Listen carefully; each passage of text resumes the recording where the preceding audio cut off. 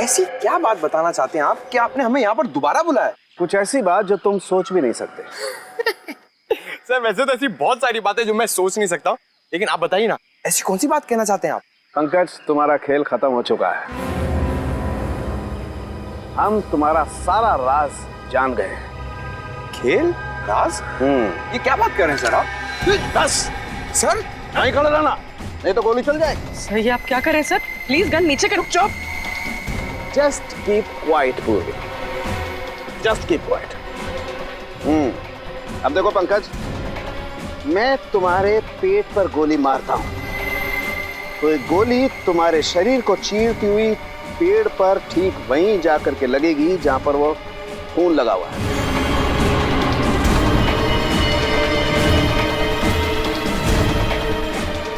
Right sir, please sir को रोको, मेरे पैर कांप रहे हैं। सर ये क्या मजाक?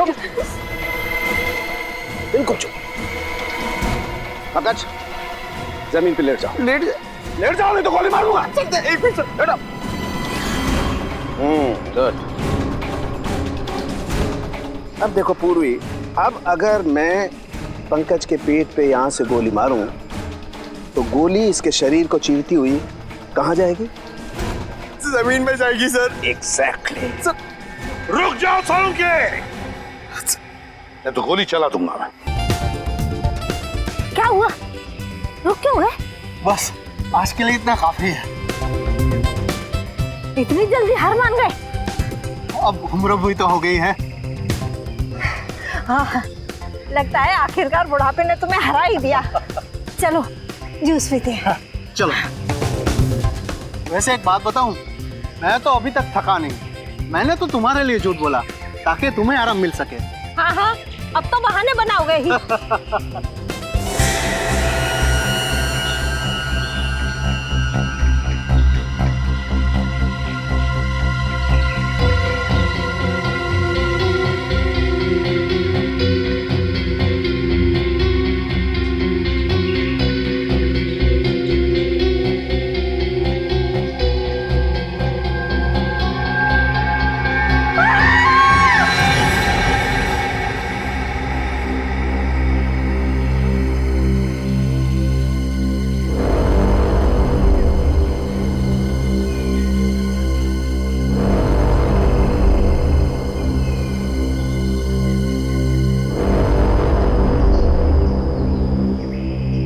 देखो बॉस, इस लड़की के कपड़ों पर ये गन पाउडर लगा हुआ है।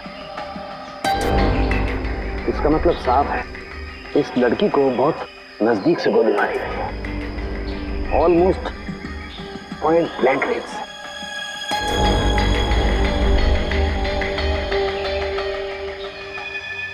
सारुंखे,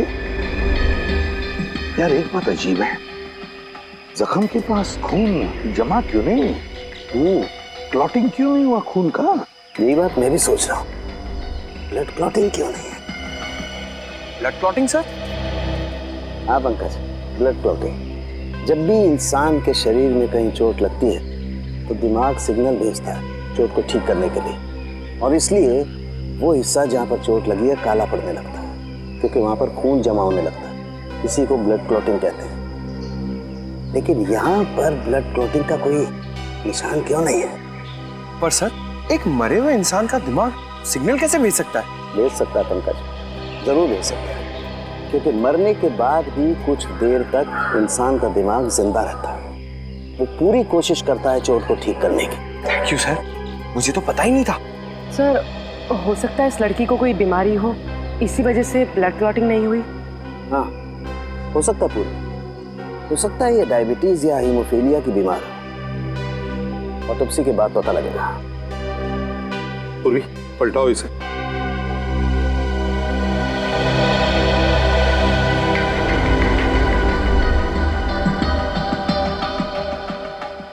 यार एग्जिट वूंड तो है, गोली पीठ से बाहर निकली है, गोली बाहर निकली है।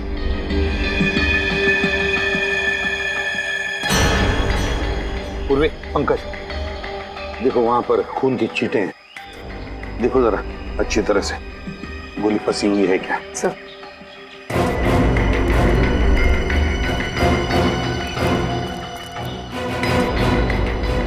सालुंखे, एक बात बता, इस लड़की की मौत हुई कब?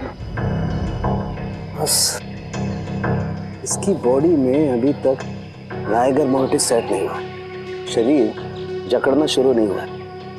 इसका मतलब इसकी मौत ज्यादा से ज्यादा 3 घंटे पहले हुई होगी। मौत ज्यादा से ज्यादा 3 घंटे पहले?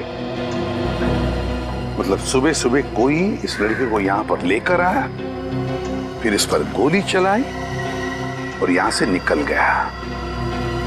वैसे इस पार्क में कोई वॉचमैन भी नहीं है, तो इस लड़की को किसी ने देखा भी नहीं होगा। सालुंखे, क्या हुआ? यार इस लड़की को देख के पता नहीं मुझे ऐसा क्यों लग रहा है जैसे मैंने इसे कहीं देखा है। तूने इस लड़की को देखा है? कहाँ देखा सालुंखे? कहाँ देखा? याद नहीं आ रहा यार कहाँ देखा है, लेकिन मैंने इसे देखा है। याद कर, तेरी याददाश्त तो इतनी जबरदस्त है, फिर भी तुझे याद नहीं आ रहा। याद कर, दिमाग में जोर डाल जरा। पता नहीं, लेकिन मुझे ऐसा लगता है जैसे कई साल पहले मैंने इस लड़की को देखा है। कई साल पहले? इसकी बचपन में देखा है क्या? प्रद्युमन, बचपन में देखा होता तो मैं इसकी शक्ल कैसे पहचानता यार? सालुंखे, फिर ये है कौन? देख, इसकी आईडी भी हमें नहीं मिली है कौन बेचारी, ये तो पता चल जाता। सर, हाँ? सर अच्छी तरह से चेक कर लिया, कहीं पे कोई गोली नहीं। कहीं पर भी गोली नहीं मिली? नहीं सर। तो कहीं ये खूनी गोली लेकर तो नहीं गया?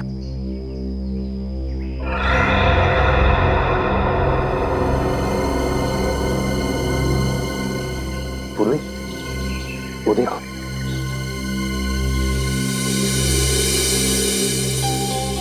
ड्रेस। सर ये तो फेमस डिजाइनर शमिता का टैग है। Famous designer Shamita? Shamita boutique?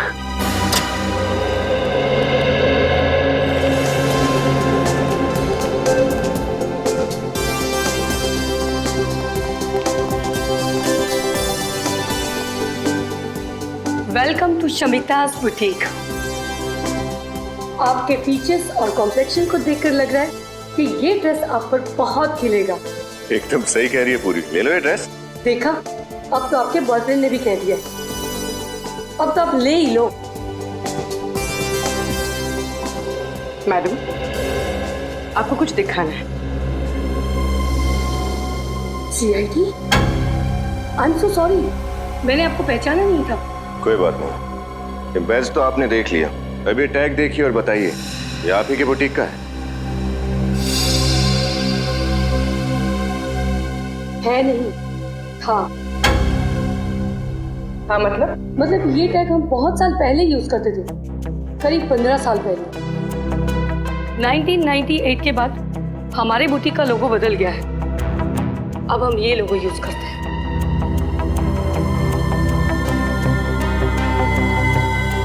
पंद्रह साल पुराना लोगो? मतलब उस लड़की ने इतने पुराने कपड़े पहने थे? पर वो कपड़े देखने में तो एकदम नए लग रहे थे। आप लोग किस लड़की के बारे में बात कर रहे हैं? इसके बारे में। ओह माय गॉड, क्या हुआ इसे? इस लड़की की मौत हो चुकी है, क्या आपने पहले कभी इसे देखा? जी नहीं। अब ये कैसे पता चलेगा कि ये लड़की है कौन? ये तुम क्या कह रही हो तारिक? तुमने ठीक तरह से टेस्ट किया? आज तो 3 बार चेक कर चुकी हूँ, हर बार वही रिजल्ट आ रहा है। दिस इज इम्पॉसिबल, कैसे हो सकता है ये? अरे क्यों नहीं हो सकता? जब डॉक्टर तारिका कह रही है तो बिल्कुल हो सकता है। वैसे सर ये बहस किस बात पे हो रही थी? सचिन, दरअसल वो अरे तारिका जी इनसे क्यों डर रही है? ये तो अपने डॉक्टर सालुंखे। बोलिए बोलिए। अभिजीत, इस लड़की के रगों में जो खून है वो इस लड़की का है ही नहीं। ये क्या कह रहे हैं? इस लड़की का खून इसका नहीं है तो फिर किसका है? वो तो पता नहीं, लेकिन इस लड़की का तो 100% नहीं है, क्योंकि इसके खून का DNA और लड़की का DNA अलग है। अगर ये खून इस लड़की का है ही नहीं तो इसकी रगों में आया कहां से खून? हाँ, अच्छा, जो लड़की के कपड़ों के ऊपर खून मिला और पेट पे वो खून, वो किसका है? वो खून है तो एक ही इंसान का, पता नहीं किसका है, लेकिन इस लड़की का तो बिल्कुल नहीं है। सर कहीं वो खून उसी खूनी का तो नहीं? शायद वो भी घायल हो गया हो। खूनी का होता तो लड़की के कपड़ों पे ही होता ना, इसके शरीर के अंदर कहां से घुस गया? ये कुछ और ही चक्कर है। एक और बात, इस लड़की को गौर से देखो। इसे लैब में आए हुए लगभग 5 घंटे हो गए और उससे 3-4 घंटे पहले इसकी मौत हुई है। तो तकरीबन 8 से 9 घंटे पहले इस लड़की की मौत हुई है। लेकिन ये देखो, इसकी चमड़ी देखो, जरा भी नहीं बदली है, कोई फर्क नहीं पड़ा है। और देखो, ये इस लड़की का हाथ देखो, देख रहे हो, जरा भी रायगर मोटिस सेट नहीं हुआ है, बॉडी जरा भी नहीं जकड़ी है। और इसकी वजह? मुझे अभी तक ढूंढ नहीं पाया हूं अभिजीत, लेकिन थोड़ा वक्त दो, मैं जरूर ढूंढ निकालूंगा कि आखिर इस सब की वजह क्या है। अच्छा डॉक्टर साहब, आप कह रहे थे कि इस लड़की को आप कुछ पहचानते हैं? हाँ। कुछ याद आया कौन है लड़की? नहीं यार, बहुत दिमाग लड़ाया लेकिन याद नहीं आ रहा है आखिर ये लड़की है कौन। कोई बात नहीं, कोई तो जानता होगा इसे। सर ये मेरी बीवी वैष्णवी। आपकी बीवी? Yes officer. पर इसे हुआ क्या है? धनंजय जी, वैष्णवी का खून हुआ है। क्या? किसने मारा इसे? वही पता लगा रहे हैं हम। लेकिन एक बात बताइए, आखिरी बार कब मिले थे आप वैष्णवी से? 20 साल पहले। 20 साल पहले? 20 साल पहले वैष्णवी गायब हुई थी। मैंने इसे कहां नहीं ढूंढा, हर पुलिस स्टेशन, हर अखबार, हर जगह। सॉरी। अच्छा एक बात पूछूं आपसे, आपकी शादी कब हुई थी? 23 साल पहले, 3 अक्टूबर 1990। हमारी लव मैरिज थी। मैं और वैष्णवी एक ही मेडिकल कॉलेज में पढ़ते थे। इसे उम्र क्या है आपकी?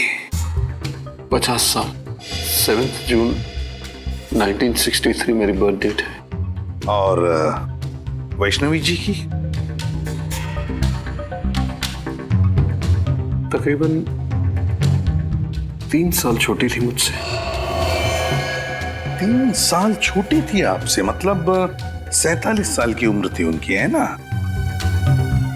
अच्छा, वैष्णवी जी का कोई फोटोग्राफ है 20 साल पुराना?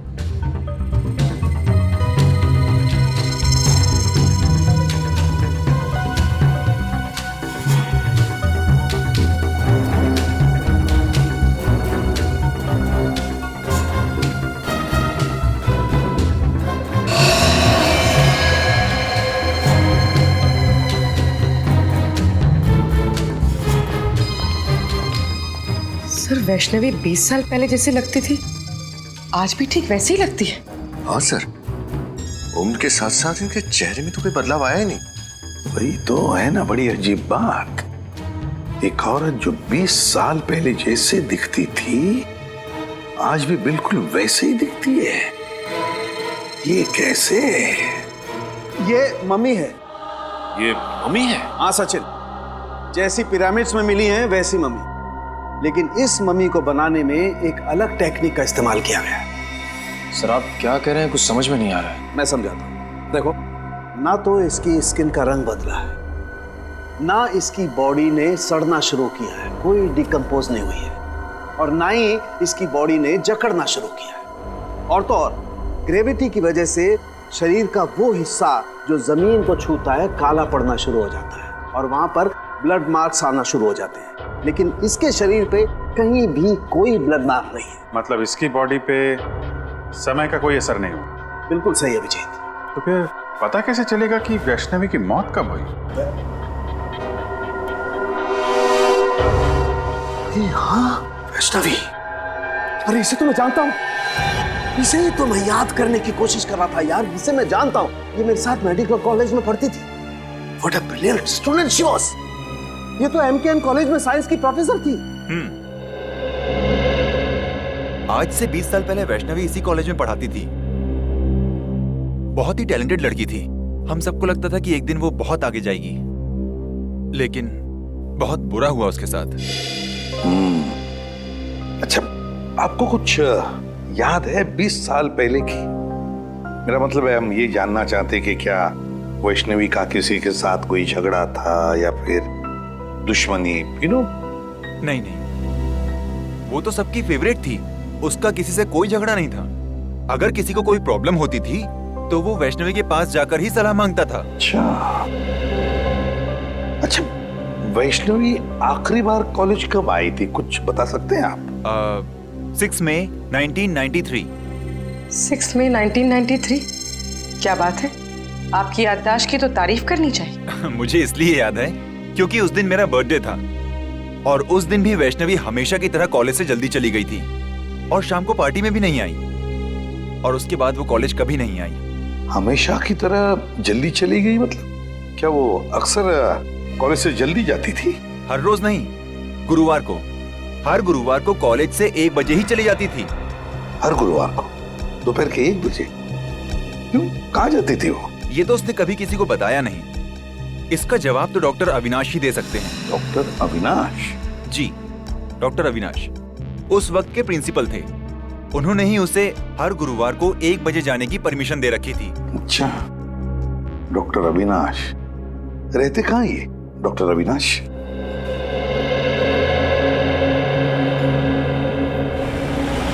हाँ, ले दोस्त, कॉफी पी।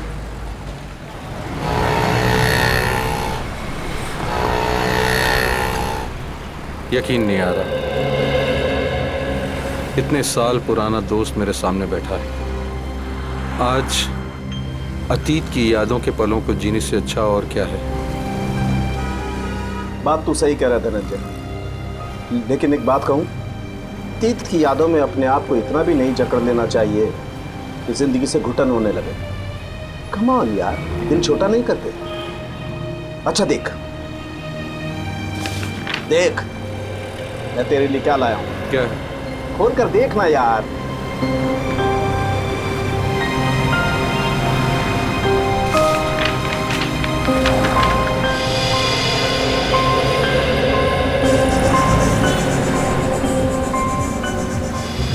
ये फोटो तो हमारे कॉलेज के एनुअल डे फंक्शन की है ना? एग्जैक्टली। तूने अब तक संभाल के रखी है? अरे संभाल के नहीं रखूंगा, तू और वैष्णवी मेरे सबसे करीबी दोस्त थे यार। अच्छा, तू बोल रहा था कि वैष्णवी के कुछ रिसर्च नोट्स थे घर पे, तू लेके आया? हाँ। कहाँ है? मुझसे तो पढ़े नहीं गए। वैष्णवी की एक याद काफी है मेरी आंखें नम करने के लिए।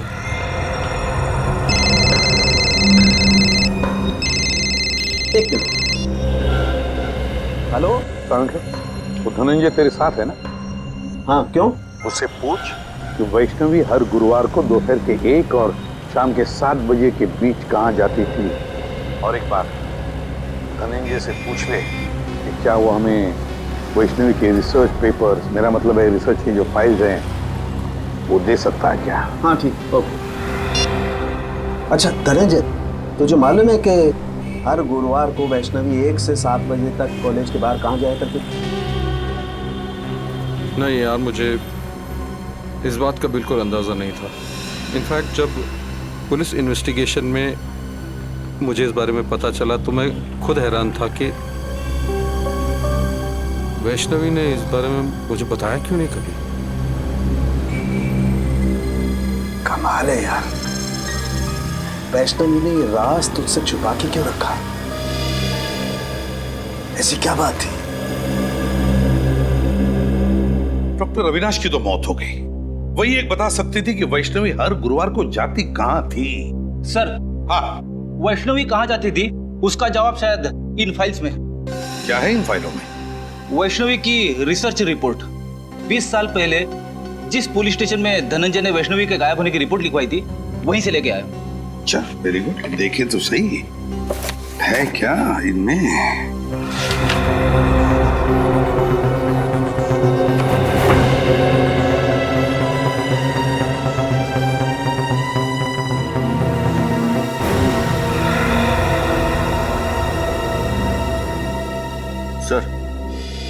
सर ये देखिए, वैष्णवी गायब होने से पहले 2 रिसर्च प्रोजेक्ट पर काम कर रही थी, एक पोस्टमार्टम और एक प्रीमार्टम। सर पोस्टमार्टम के बारे में तो सुना है, जो सालुंके साहब लाशों के साथ करते हैं। ये प्रीमार्टम क्या होता है? फ्रेडी, प्रीमार्टम शरीर की वो स्थिति है, शरीर की वो स्थिति जो किसी भी इंसान के मरने से पहले होती है, मरने से पहले।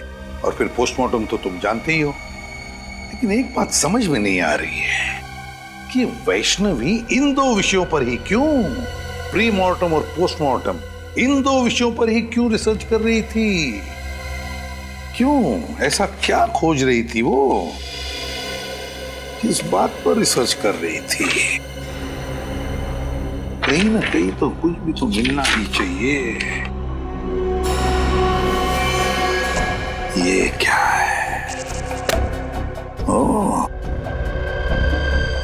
वैष्णवी ये रिसर्च कर रही थी, ये खोजने की कोशिश कर रही थी वैष्णवी, जिससे इंसान का शरीर अनश्वर रह सके, अनश्वर, इमॉर्टल, चिरंजीव।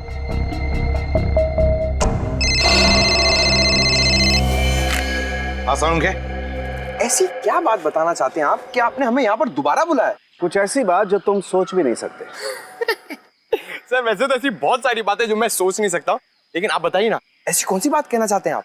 पंकज, तुम्हारा खेल खत्म हो चुका है। हम तुम्हारा सारा राज जान गए हैं। खेल? राज? ये क्या बात कर रहे हैं सर आप? बस सर, नहीं खड़े रहना, नहीं तो गोली चल जाएगी। सर ये आप क्या कर रहे हैं सर? प्लीज गन नीचे करो। चुप। जस्ट कीप क्वाइट पूरी, just keep quiet.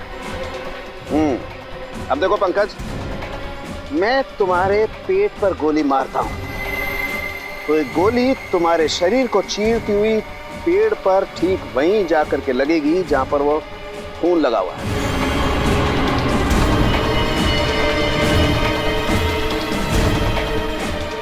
Right sir, please sir को रोको, मेरे पैर कांप रहे हैं।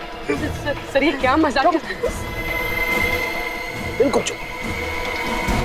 पंकज, जमीन पे लेट जाओ। लेट जाओ, नहीं तो गोली मारूंगा। एक मिनट सर, लेट आओ। गुड। अब देखो पूर्वी, अब अगर मैं पंकज के पेट पे यहां से गोली मारूं तो गोली इसके शरीर को चीरती हुई कहां जाएगी? जमीन में जाएगी सर। एग्जैक्टली। सर रुक जाओ सालुंके, मैं तो गोली चला दूंगा। मैं ये गन रख ले बस। सर मैंने ऐसा क्या किया सर कि आप मेरी जान लेना चाहते थे? मैं तुम्हारी जान लेना नहीं चाहता पंकज, बल्कि मैं आप लोगों की मदद कर रहा हूं बॉस, इस केस को सुलझाने में। पंकज पर गोली चला के? हा? गोली मारी तो नहीं ना बॉस? उस दिन हम लोगों को गोली शायद इसलिए नहीं मिली क्योंकि हम लोग सोच रहे थे खूनी ने वैष्णवी पर जब वो खड़ी थी तब गोली चलाई, जबकि हकीकत ये है कि खूनी ने वैष्णवी की लाश पर गोली चलाई जब वो पड़ी हुई थी यहाँ जमीन पर। क्या? उसकी लाश पे गोली चलाई उसने? सब फिर तो शायद गोली जमीन के नीचे होगी। बिल्कुल हो सकता है, खोद कर देखो।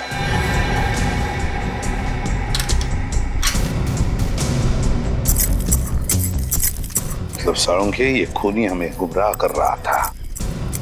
उसने गोली चलाई जिंदा वैष्णवी पर नहीं, वैष्णवी की लाश पर, और फिर उसके बाद में उसने उस पेड़ पर खून लगा दिया ताकि हमें लगे कि उसने जिंदा वैष्णवी पर गोली चलाई। सर गोली मिल गई। गोली मिल गई तो समझो खूनी भी मिल गया। वेरी गुड, फिर तो मिठाई खिलाओ यार। सालुंके, पहली मिठाई तुझे खिलाऊंगा क्योंकि खूनी तेरा दोस्त धनंजय है। धनंजय। क्या बात कर रहे हो यार तुम? हाँ धनंजय, क्योंकि ये गोली उसी गन की है जो गन हमें धनंजय के घर में मिली थी, समझे? धनंजय की गन? लेकिन तुम धनंजय के घर कब गए? जब तुम धनंजय के साथ कॉफी शॉप में कॉफी पी रहे थे तब। रद्दिमान, तुम मेरे दोस्त पर शक कर, और तुमने मुझे इस बारे में बताया क्यों नहीं? जरूरी नहीं समझा। चलिए सर, धनंजय को गिरफ्तार कर लेते हैं। हाँ, धनंजय को तो कभी भी अरेस्ट कर सकते हैं, लेकिन ये बात किसी को भी पता नहीं चलनी चाहिए। याद रखना साळुंखे।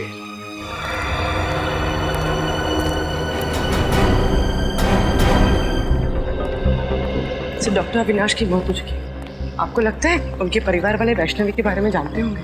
उम्मीद तो यही है कि जानते हो, क्योंकि डॉक्टर अविनाश का परिवार एक अकेली कड़ी है जो हमें वैष्णवी के अतीत के साथ जोड़ती है। आप लोग ये घर खरीदने के लिए आए हैं क्या? जी नहीं, हम लोग डॉक्टर अविनाश के परिवार वालों से मिलने आए हैं। पर यहाँ तो कोई भी नहीं रहता। कोई भी नहीं रहता? तो फिर डॉक्टर साहब का परिवार कहाँ रहता है? उसका तो बस एक ही बेटा है, अनिरुद्ध। 15 साल पहले अविनाश उसी से मिलने के लिए अमेरिका गया था, पर वापस ही नहीं आया। बस कुछ आया तो अनिरुद्ध का फोन कि उसके पापा की मौत हो गई है। तो अनिरुद्ध कभी यहाँ आता नहीं? बस आता है कभी कभार, 2-3 महीने में एक चक्कर लगा लेता है। सुनने में आया है कि वो ये घर बेचने की सोच रहा है। अनिरुद्ध हर 2-3 महीने में एक चक्कर लगा लेता है यहाँ, अमेरिका से? नहीं, अमेरिका छोड़े तो उसे 2 साल हो गए हैं। आजकल इंडिया में रहता है वो। जी, आपके पास उनका कोई एड्रेस या नंबर है? नहीं, ज्यादा घुलता मिलता नहीं था वो किसी से, बस अपने काम से ही काम रखता है वो। Thank you. हमारे पास इतना वक्त तो है नहीं कि अनिरुद्ध के यहाँ आने का इंतजार करें। अंदर चल के देखते हैं, हो सकता है कोई नंबर या एड्रेस मिले।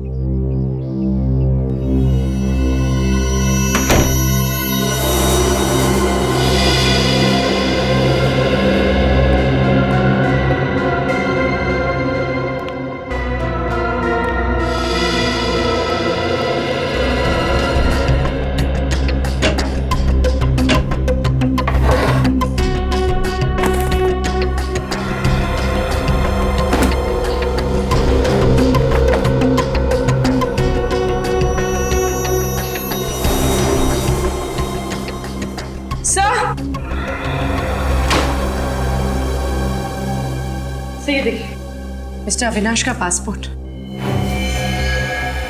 लेकिन डॉक्टर अविनाश की मौत तो अमेरिका में हुई थी, उसका पासपोर्ट यहाँ कैसे पहुंचा? हो सकता है उनका बेटा वापस लेके आया।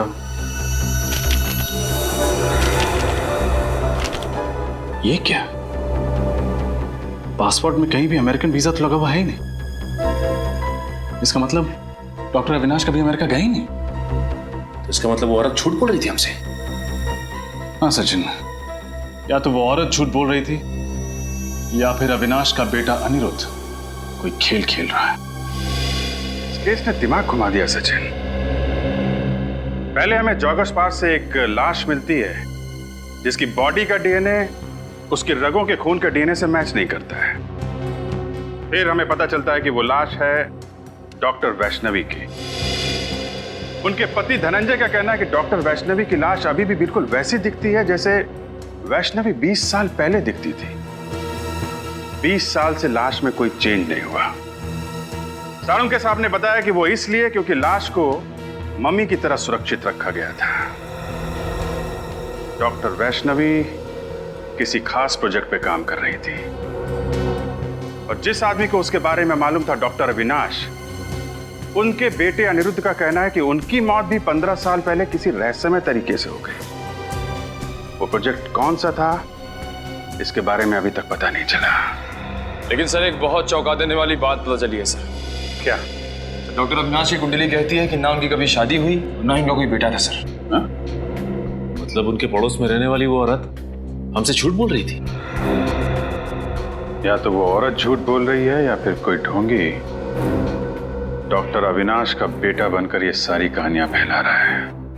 अभिजीत, वैष्णवी 47 साल की होने के बावजूद 27 साल की क्यों दिख रही थी और उसकी लाश सड़ना क्यों नहीं शुरू हुई, इसका राज पता चल गया है मुझे। क्या राज है सर? प्लास्टिनेशन। प्लास्टिनेशन? हाँ, ये एक नया तरीका है लाशों को बरसों बरस, एक लंबे समय तक प्रिजर्व करके रखने का। इसका मतलब सर, इजिप्ट में जैसे लाशों को मम्मी बना के रखा जाता है वैसे? बिल्कुल ठीक निखिल, वैसे ही। लेकिन इसमें एक फर्क है। फर्क यह है कि इसमें लाश के अंदर का तरल पदार्थ, लिक्विड, बाहर निकाल लिया जाता है और उसकी जगह पर लिक्विड प्लास्टिक लाश के अंदर डाल दिया जाता है और जब वो लिक्विड प्लास्टिक ठोस हो जाता है, जम जाता है, तो फिर लाश वैसी की वैसी रहती है, उसमें जरा भी फर्क नहीं पड़ता है।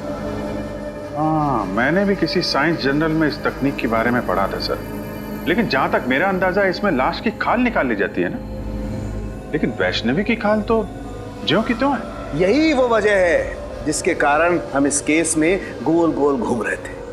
दरअसल वैष्णवी ने एक ऐसा फार्मूला इजाद कर लिया था जिसकी वजह से लाश की चमड़ी बिल्कुल भी नहीं बदलती है, वैसी की वैसी बनी रहती है, हमेशा जवान। और सर क्या ये मुमकिन हो सकता है? हाँ, बिल्कुल मुमकिन है। साइंस में नामुमकिन कुछ भी नहीं होता है, और ये वैष्णवी ने करके दिखा दिया। वैष्णवी ने एक ऐसे फार्मूले का आविष्कार किया जिसमें इंसान की चमड़ी में नए पैदा होने वाले सेल्स की संख्या मरने वाले सेल्स से ज्यादा होती है, और इसीलिए इंसान की चमड़ी हमेशा वैसी की वैसी बनी रहती है। और अब इस फार्मूले का पता मुझे भी चल गया है। इसका मतलब ये फार्मूला वैष्णवी ने अपने ऊपर इस्तेमाल किया होगा, इसीलिए उसकी त्वचा 20 साल से वैसी की वैसी है। या फिर उस खूनी ने वैष्णवी के ऊपर एक्सपेरिमेंट किया होगा। जो भी है, वैष्णवी की मौत के पीछे का कारण ये नया आविष्कार है डॉक्टर साहब, ये नई खोज।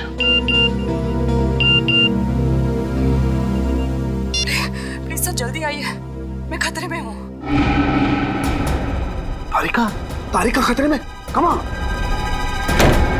तारिका, तारिका, my God, Tarika, Tarika, Tarika, my God, इसकी नब्ज बहुत स्लो हो गई है यार। सर कुछ कीजिए ना। एक मिनट, मैं आता हूँ। तारिका, तारिका, तारिका, तारिका, उठो, तारिका, तारिका, तारिका, उठो। Are you okay? Are you okay? हाँ मैं ठीक हूँ। ये कैसे हुआ ये सब? वो भी कैंटीन से जब अंदर आए मैंने देखा कि वहाँ पे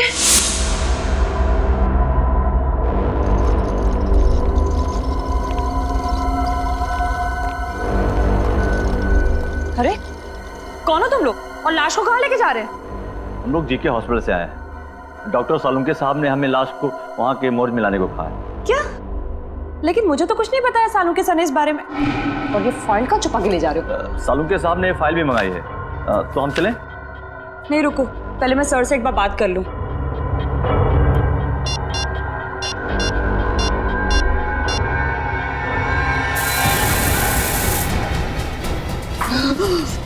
जब भी बात करना जब होश में आ जाना। Good night.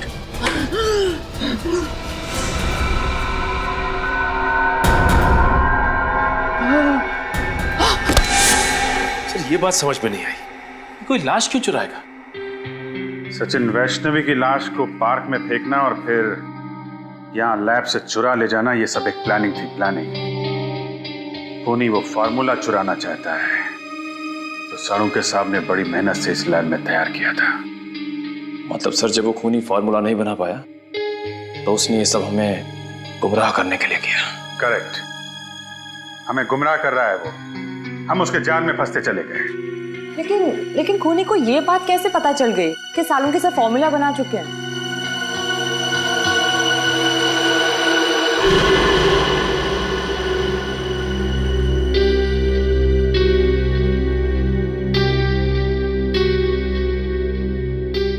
सालुंके साहब,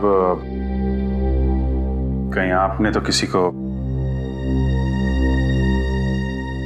आई एम सॉरी अभिजीत, लेकिन मैंने वो फार्मूला धनंजय को बताया था, लेकिन वो ऐसा आदमी है नहीं। केस की इंपॉर्टेंट डिटेल्स आप बाहर वालों के साथ शेयर कर रहे हैं, इतनी बड़ी भूल आप कर कैसे सकते हैं सालुंके साहब? मुझसे गलती हो गई, आई नो, मैं मानता हूं, लेकिन धनंजय मेरा दोस्त है यार। दोस्त खूनी नहीं हो सकता? धनंजय खूनी? हाँ, या तो धनंजय खूनी है या फिर उसका कोई साथी। सचिन, इन चोरों का स्केच बनवाओ और सारी खबरों को इन्फॉर्म कर दो। ये देखिए चाय का मग और उल्टी रखी किताब, इसका मतलब कुछ देर पहले यहाँ बैठकर कोई किताब पढ़ रहा था। कोई और नहीं सचिन, जरूर धनंजय ही हो। किसी ने उन्हें खबर कर दी होगी कि हम आने वाले हैं।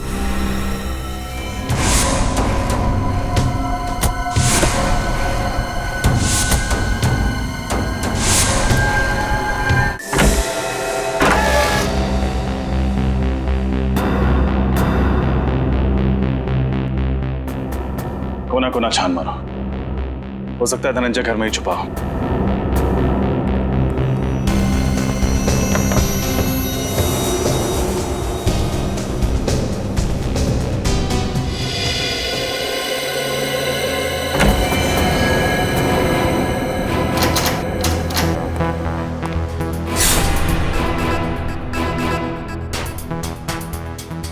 रजत, मेरी बात पे यकीन करो यार।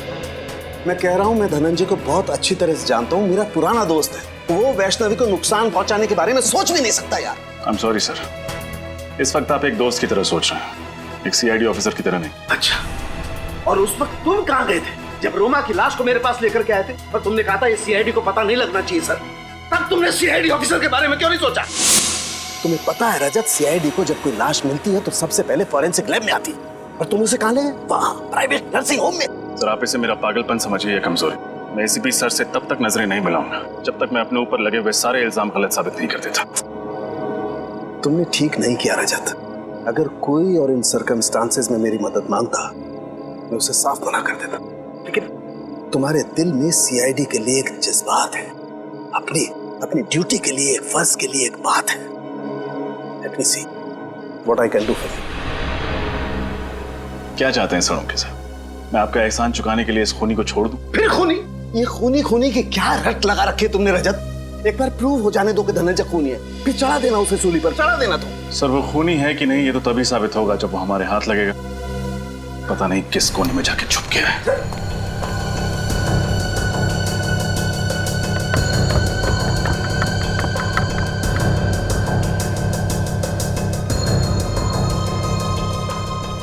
हाँ सचिन, कुछ मिला क्या? हाँ सर, ये देखिए चाय का मग और उल्टी रखी किताब। इसका मतलब कुछ देर पहले यहाँ बैठकर कोई किताब पढ़ रहा था। कोई और नहीं सचिन, जरूर धनंजय ही होगा। किसी ने उन्हें खबर कर दी होगी कि हम आने वाले हैं। बस भाग गया। क्या हुआ? तुम मेरी तरफ इस तरह से घूर के क्यों देख रहे हो? हाँ, क्या मतलब क्या तुम्हारा? साथ में थाना में तुम्हारे?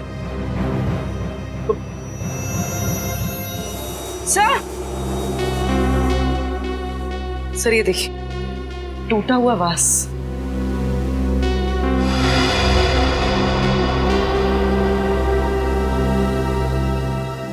सर इसमें तो खून भी लगा हुआ, देखिए।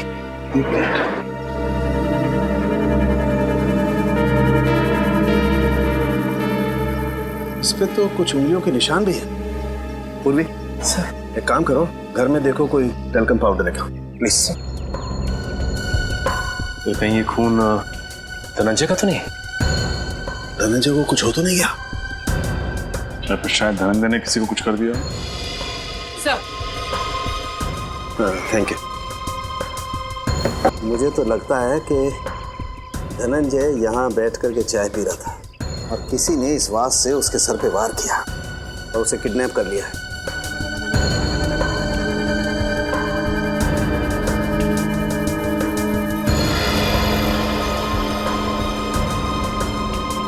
अब इस फिंगरप्रिंट का फोटो ले लेते हैं। अब पुलिस रिकॉर्ड में मैच करके देखते हैं, पता चल जाएगा आखिर ये है कौन।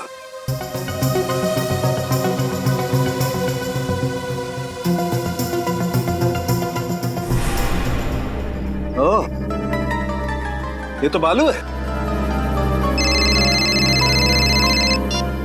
हेलो, कौन है वो? बालू इस वक्त कहाँ है वो?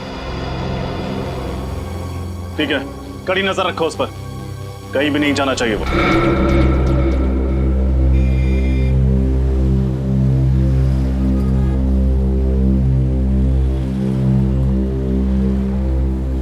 चलो भाई, तुम जाओ।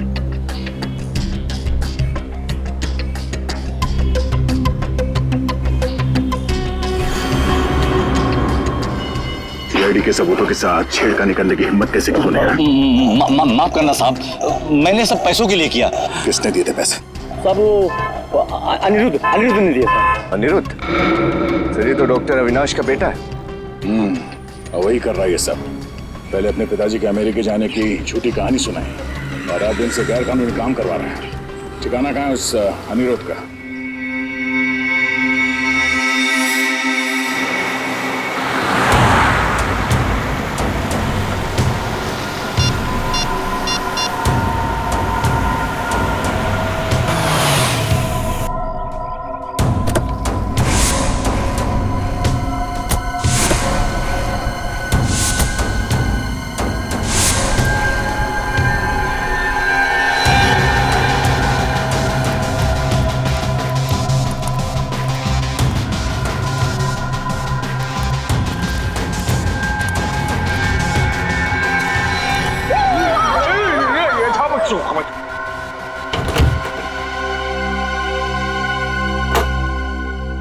कौन हो तुम?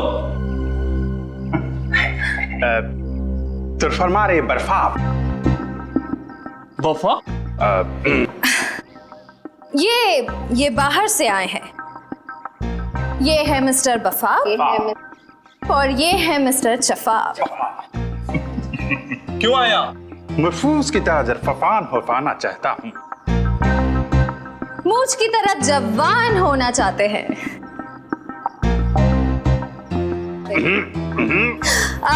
इनके कहने का मतलब है कि इन्हें पता चला है कि तुम्हारे बॉस के पास एक स्पेशल फॉर्मूला है जिससे लोग जवान हो जाते हैं और ये वो फॉर्मूला खरीदना चाहते हैं। नहीं, ऐसा कुछ नहीं है। चलो निकले यहाँ से। दरफात तरफोड़ के हरफात पे रख देंगे।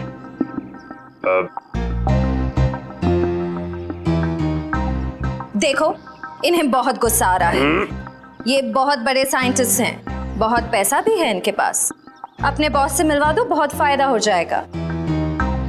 यहीं रुको, मैं बॉस से बात करता हूँ।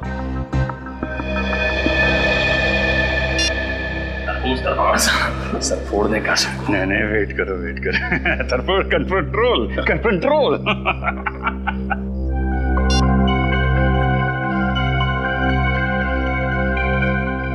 हथियार तो नहीं है ना पास में? हथियार? हर्फ हथियार? हर्फ हमको हर्फ हथियार की जरूरत नरफी। हर्फ हमारा हरफात, हर्फ हथियार। चले? चलो। Let's go.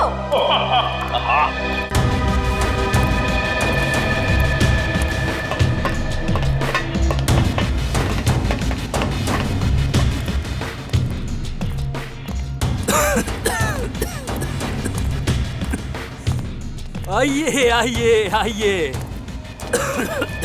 स्वागत है आपका। मुझे वैज्ञानिकों से बातें करना बहुत अच्छा लगता है। क्या सेवा कर सकता हूँ मैं आपकी? सेवा तो हम आपकी करेंगे। सिर्फ हमको जरफेल की हरफ अंदर, चरफक्की, फिर फिसिंग। ये कह रहे हैं कि आपके सीक्रेट फॉर्मूला की खबर इन्हें लग चुकी है। आप जैसे ब्रिलियंट और जीनियस साइंटिस्ट की तलाश ये करते रहते हैं। Thank you. आपका वो सीक्रेट फॉर्मूला ये खरीदना चाहते हैं। पर वो फॉर्मूला बिकाऊ नहीं है। सॉरी। दरफात तरफोड़ के हरफात में रख देंगे। ये कह रहे हैं कि हर चीज बिकाऊ होती है, बस सही दाम देने की जरूरत होती है। फिर तो मुझे इस फॉर्मूले के 100 करोड़ रुपए चाहिए।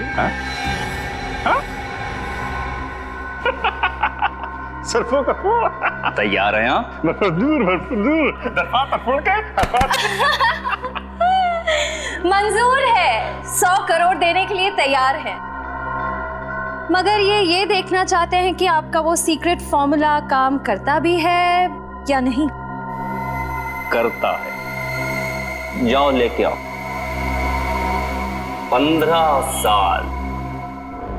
15 साल की मेहनत है उसमें। ऐसा काम करता है कि बहुत जल्द इस दुनिया में बूढ़ा इंसान दिखाई नहीं देगा। हर तरफ जवान ही जवान, बच्चे ही बच्चे।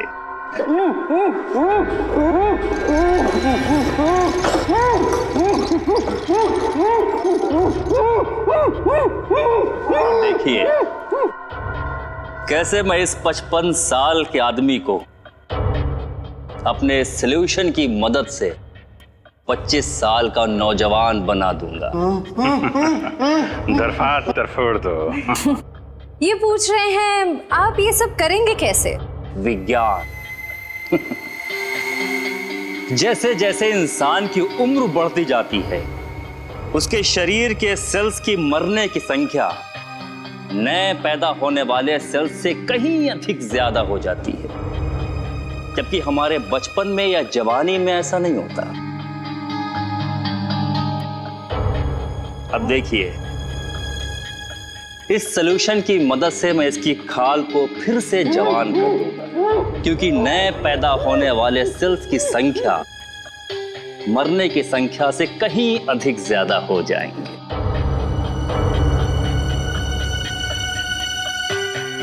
बस बस डॉक्टर अविनाश,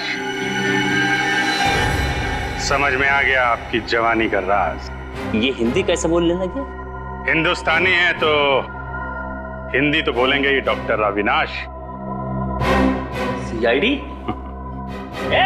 पकड़ो इसे।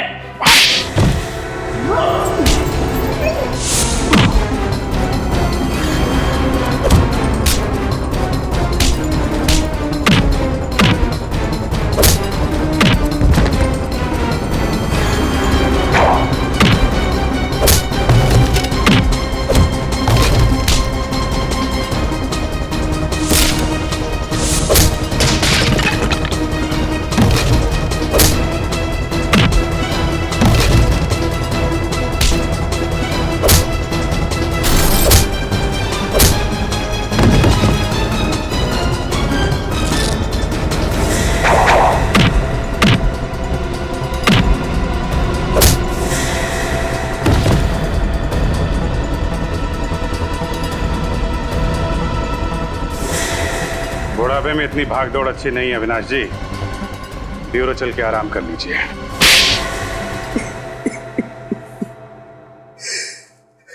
वैष्णवी के रिसर्च के बारे में सिर्फ मैं ही जानता था। ये रिसर्च उसके लिए इतनी अहम थी कि उसने डॉक्टर धनंजय को भी उसके बारे में नहीं बताया था।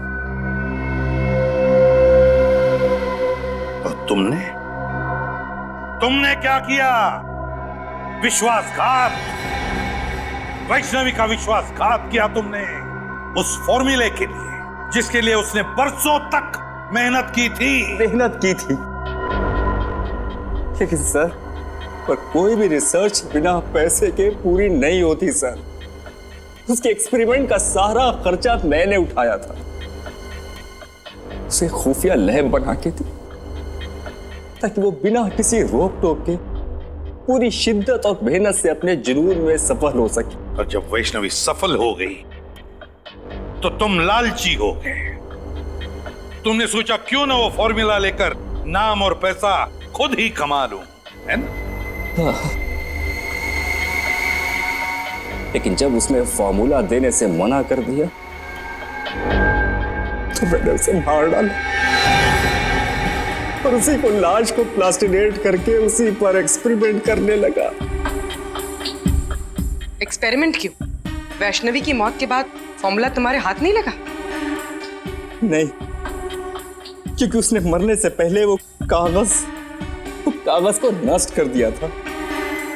मैं 20 साल तक नाक रगड़ता रहा, लेकिन वो केमिकल मुझसे नहीं बनी। ओ, एक और सफलता, एक और सफलता। न जाने कितनी बार मुझे फेल होना पड़ेगा अपने इस एक्सपेरिमेंट में। हमें गुमराह करने के लिए तुमने वैष्णवी की लाश को पार्क में फेंक दिया। तुम जानते थे कि सीआईडी वाले आज नहीं तो कल उस केमिकल के बारे में जरूर पता लगा लेंगे। और मौका मिलते तुम उसे चुरा लोगे, हैं? हाँ, और मेरा प्लान कामयाब भी हो गया था, लेकिन उस केमिकल को बेचने से पहले आप लोग मुझ तक पहुंच गए। बड़े बड़े मुजरिमों के पापी इरादों पर पानी फिरा है सीआईडी ने, समझे? अब जेल में सड़ते बैठना, अपनी नकली जवानी के दिन काटते, फांसी का ऑर्डर आने तक